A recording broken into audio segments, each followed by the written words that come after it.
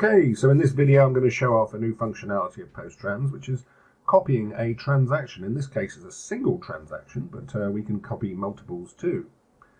So here we are on a template that all comes with PostTrans. You can press this examples button and type copy in the search and you'll soon find it. Now what we can do with this spreadsheet is we can extract from one company and import into another, or we can extract from the same company and import into the same company. So what I'm going to show you here is extracting from one company into another, but the principle is the same. In a normal template in PostTrans, we have the company set in the setup here. So I can change the company, so I can set my company to import into to demo 2. I'd save this template down, and that'd be the last time I need to check that.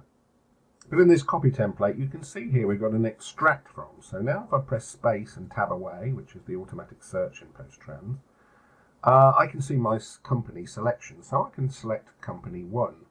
So what we're going to do is we're going to extract from company 1 and import into company 2.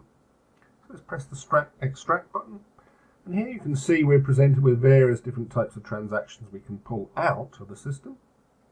We can type a document number in, or a customer reference, or a customer code, so I could just type in there a single letter and search for a particular customer, but I'm going to just do anything live.